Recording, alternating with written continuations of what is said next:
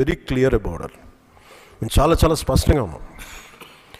మేము ఇక్కడ కల్తీ జరిగింది అంటే వేరే మతాలను అనటం కానీ వేరే విశ్వాసాలను కించపరచడం కానీ ఎక్కడ లేదు. ఒక తప్పు జరిగింది, అడల్టరేషన్ జరిగింది, we're very clear about it.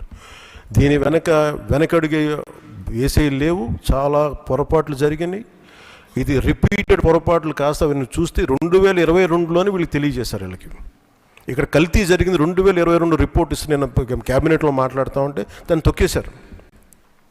దాని గురించి బయటకు తీసుకురాలా అంటే మీకు తెలిసే చేశారు. వీళ్ళని 2022లో మీకు కల్తీ జరిగిందని రిపోర్ట్ అప్పుడు వాళ్ళకి ల్యాబ్ టెస్ట్ వాళ్ళు పంపిస్తే అప్పుడున్న టీటీడీ చైర్మన్ కానీ వీళ్ళు కానీ వాళ్ళు 100% తొక్కి పెట్టేశారు. దాన్ని బయటకు తీసుకురాలా.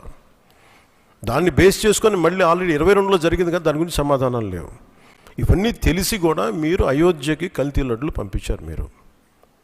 ఇది విశ్వాసాల మీద మీరు కొడుతున్న దెబ్బ. ఇది మీ ఆలోచన ఏంటి అది అనేది మీరు తెలుసుకోవాలి. అందుకే మీరు భగవంతుని మీద పగ పెట్టుకున్నవాడు ఎవడైనా సరే, 7 కొండల వాడి మీద పగ పెట్టుకున్నాడు ఎవరైనా సరే మట్టి కరిచిపోతారు తప్ప, మీరు ఇలా బుకాయించుకొని చేసిన తప్పులు క్షమాపణ వేడుకోండి తప్ప మీరు కూర్చోబెట్టి మేము క్షమాపణ, మీరు భగవంతుడికి మీరు క్షమాపణ చెప్పాలి, 7 కొండల వాడికి మీరు క్షమాపణ చెప్పాలి.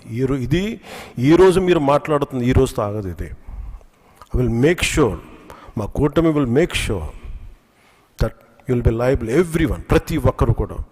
ఎంత టైం పడుద్ది, ఏం టైం పడుద్ది అనేది సిబిఐ ఫర్దర్ రిపోర్ట్ రావాలి, అది కేసులోకి మన కోర్టులకు వెళ్ళాలి. అన్నీ అయిన తర్వాత ప్రతి ఇది అయితే మేము 100% దీన్ని వదలం.